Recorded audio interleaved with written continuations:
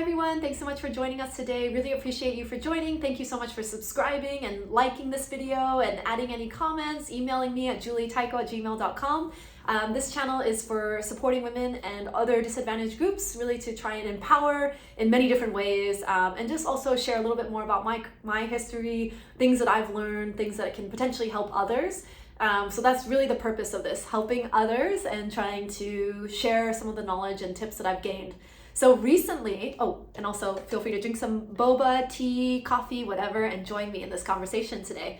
So recently I've realized how much I've had a really open-minded experience of growing up, not only just in the SF Bay Area, but also living abroad and interacting with people from all over the world. I sat in classes with people from Nepal, Kazakhstan, Afghanistan, Kenya, Cambodia, Nicaragua, Mexico, Israel. So like just a really world-class education in terms of the number of people from all these different countries. And guess where I was? Japan. Japan is like the most homogenous country in the entire world if you look at statistics, but they had this wonderful scholarship program that paid for people from all over the world to come and study at their universities, because they also have the highest, lowest birth rate and the highest aging population. So it looks like this. So they need more people, they need more intellectual talent to study and work and live in Japan, and also just impart some of the knowledge and share and, you know, be industrious citizens of the homogenous nation. So that being said, that's why I was surrounded by people from all over the world and all different backgrounds, which was absolutely fantastic. And I think just the nature of like growing up in San Francisco, you're kind of exposed to a lot. So not just like gay pride parade and LGBT pride and, you know, all of that, but you also have more of other stuff like naked people walking around, or Folsom Street Parade, which is like more for bondage and, you know, BDSM and stuff like that.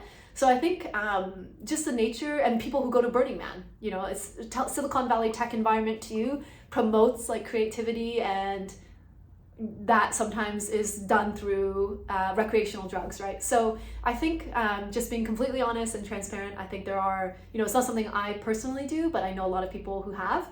And I think this exposure to different ways of stimulating creativity, or even like different types of relationships like polyamory, or people who like have never been in the corporate field, and people like I have a high school friend who went to a farm in Oregon and started building things. And at first it was a weed farm, so they were growing weed, hemp, and then they started building a ton of other stuff. He became a wood maker, so he develops like really cool wood architecture and wood pieces, and just very creative role. And yeah, I have some friends who've been in the corporate track like me, and other friends from high school who just did Kickstarter their entire career and did exceptionally well, like had multiple Kickstarter campaigns and learned how to have a successful campaign, and then killed it, right? Like killed it in the marketplace, did really well, and just buys and sells products, and he buys them from China, and then he markets them more effectively here and sells out. And that's all he's been doing. So he has really good profit margins and has been exceptional at what he does. But, you know, again, multiple ways of living life. And I think that's what's been really, really helpful, is meeting people from all different types of backgrounds who have, you know, different religious backgrounds.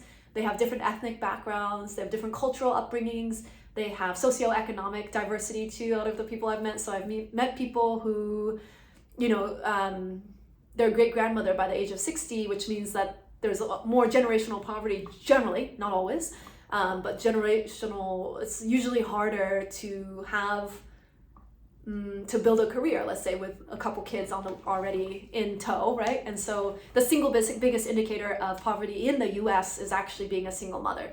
So, and especially young single mothers, and with the overturning of Roe v. Wade and all of that, there's gonna be more and more of these women that unfortunately have to deal with quite a lot of issues. But all of that being said, there's so much diversity in not just my experiences of the people around me, but I think I have this general openness of learning from other cultures and learning from other people who have very different, you know, and not that,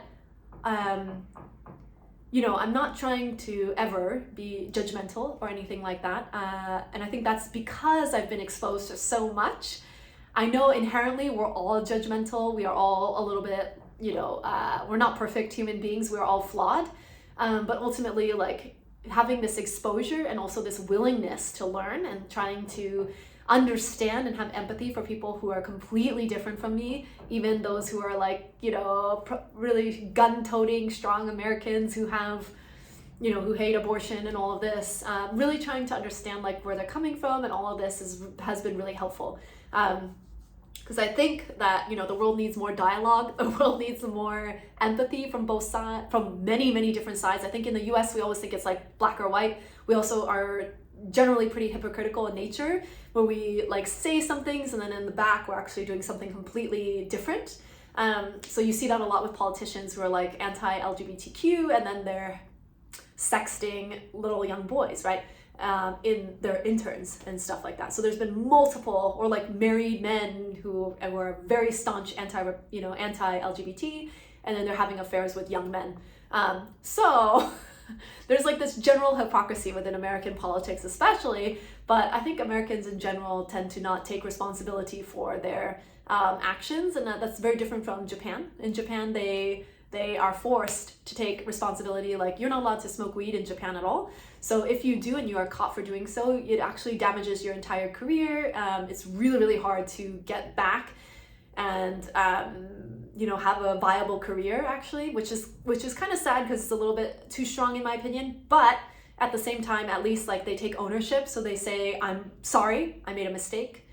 Done, right? And now this is what I'll do to try and fix it. So it's a very problem solution oriented mentality, and I think that's kind of the best of like being able to have exposure to all these different cultures and different types of people, different types of living, whether it's relationships, whether it's sexuality and orientation, whether it's cultures, ethnicities, religion, socioeconomic backgrounds, age, right? You can learn so much from the people around you. So that's what I advocate for: more listening, more empathy, more understanding, more dialogue. I know it's like not perfect. There's no perfect solution to anything, but dialogue seems to be the most potentially effective way, right? Like it takes a lot more time. It's not a quick solution. Like if you just get a gun and shoot somebody, that's a lot faster, right? Obviously, but that doesn't actually create any change, sustainable, lifelong, long-term change.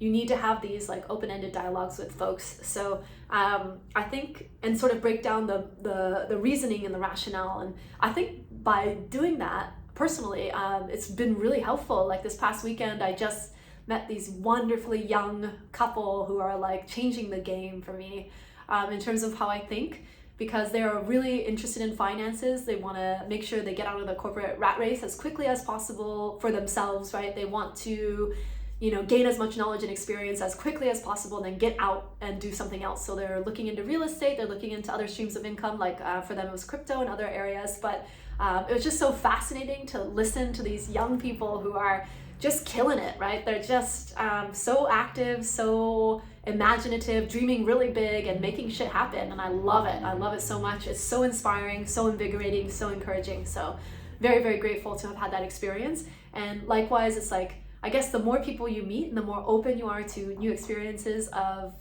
people, like I mentioned, from all different types of backgrounds, the more likely you are to be able to change your mindset and be able to embrace differences. Because like ultimately, like, if it doesn't affect you and you're not hurting anybody else, why not do it, right? So I think that's helpful even for politics. Number one is just having that dialogue, and ideally like being open to that dialogue, and two is being intensely curious. Number three is being empathetic and understanding and trying to put yourself in their shoes, like they say. And then number four is just making sure that you are open to new experiences and you are open to changing your mindset, even if that's not what your intention is. Like just having that openness to meeting new people is probably the most fundamental, critical thing you can do to try and create a better life for yourself. And also just be more open. I mean, the world is changing so quickly.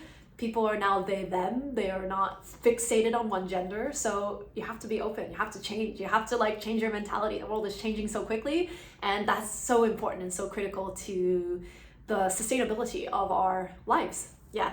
So thank you so much for watching. I know this was a little bit longer, so thank you so much for staying. I really appreciate it, and I hope you have a wonderful rest of your day. And please email me, please subscribe, please like, do anything that you want to help, so I can help you more, right? And so grateful that you're here. Thank you. Bye.